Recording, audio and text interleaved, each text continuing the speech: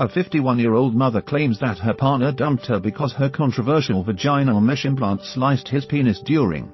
Theresa Bartram from East Sus had the scandal-hit device removed following the incident, only to end up single 2 months later. The former health worker has been left battling post-traumatic stress disorder and unable to work after undergoing the barbaric procedure. She is one of thousands of women who have been tainted by vaginal mesh. Many have been on the brink of suicide or left in wheelchairs before the decision for the removal of the brittle plastic, which can curl, twist and cut through tissue. She also experienced unbearable pain and infections like hundreds of other victims. She claims she was told the agony was all in her head and was offered anti-psychotic drugs. Her own family dismissed her concerns. She is now planning on suing Brighton and Sus University Hospital's NHS Trust, where she was fitted with a TVT sling in 2007. It was removed 3 years ago. Relentless fights by campaigners have led to the government announcing an audit into the barbaric procedure and banning one type of mesh completely. Ms. Bartram, who is now barely able to walk, is the latest in a chain of meshed-up women to speak about their horrific ordeal. She said, "I had the sling put in because I had a mild prolapse while giving birth standing up, and was told that it was the gold standard for women like me. The doctor said the risks were minimal. It was fantastic. And there was only a 1% chance of infection. I had no idea at all that it could cut through me." In 2010, it cut my partner during because it had perforated my vaginal walls after 3 years. I blew up. I was hugely swollen and looked 8 months pregnant, so I went away but they said I was fine and to go home. Ms. Bartram revealed that bungling doctor actually looked at someone else's blood results, meaning they failed to spot her liver and pancreas problems. She added, "I felt so sick. I kept falling asleep in conversations and on the phone and was sleeping for 18 hours a day. I had swollen up all over and I spent 5.5 years going from doctor to doctor and they all told me I wanted to be ill and it was all in my head. They tried to give me anti-psychotic medication. Eventually in summer 2015, I was able to see a gynecologist who admitted that the mesh was cutting through my vaginal wall. It smelt like I had leg ulcers and I didn't know what was going on. It was only later that the penny dropped with the doctors that it was the mesh. I had been screaming it from the rooftops and no one listened, even my own family." A 65-year-old grandfather slammed the controversial vaginal mesh procedure that destroyed the life of his beloved wife and left her contemplating suicide.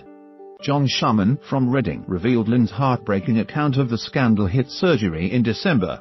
The father of 3 said it left her in unbearable pain and unable to have, following the emergence of hundreds of similar stories. Speaking to Mail Online, he explained her painstaking ordeal from a man's point of view, often forgotten amid the scores of women who have spoken. Mr. Shuman announced he has sometimes thought about leaving Mrs. Shuman, who he has been married to for 43 years. Due to the effect the mesh has had on their marriage, Mr. Shuman, who met his wife at a chess club, told Mail Online, "It does impact your relationship and now I'm more of her carer than I am her lover and a husband.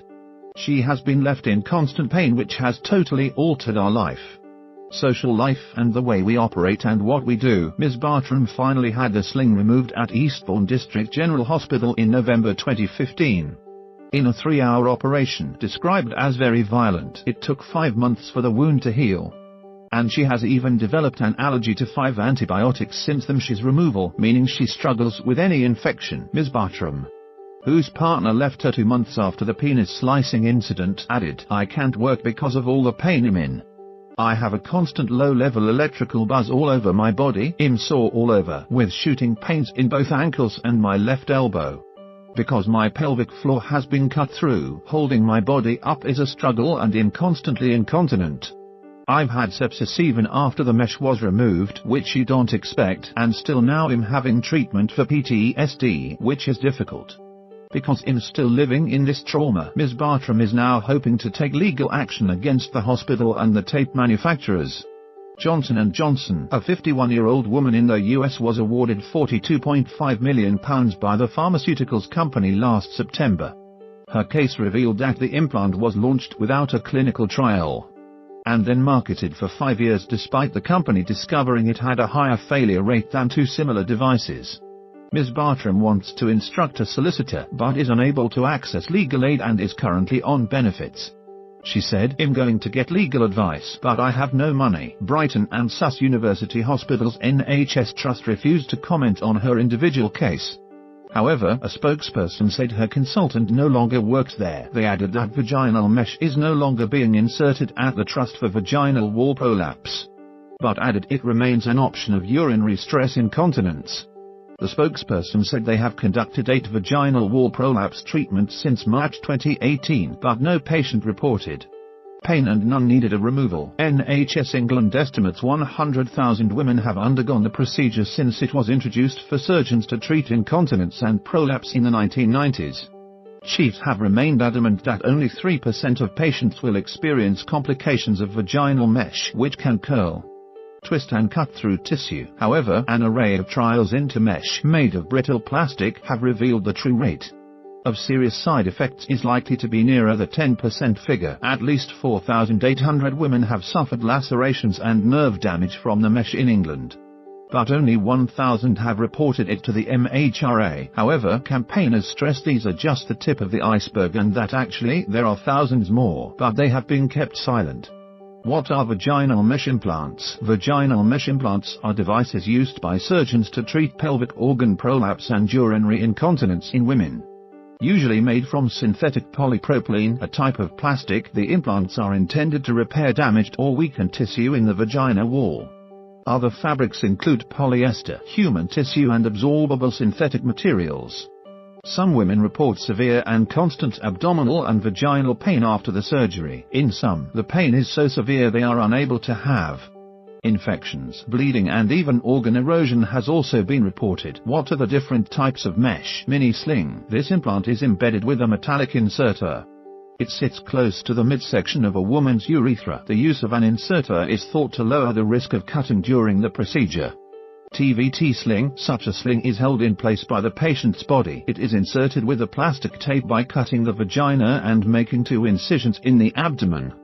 The mesh sits beneath the urethra. TVTO sling, inserted through the groin and sits under the urethra. This sling was intended to prevent bladder perforation. TOT sling involves forming a hammock of fibrous tissue in the urethra. Surgeons often claim this form of implant gives them the most control during implantation. Ventral mesh rectopexy releases the rectum from the back of the vagina or bladder. A mesh is then fitted to the back of the rectum to prevent prolapse. How many women suffer? According to the NHS and MHRA, the risk of vaginal mesh pain after an implant is between 1 and 3%.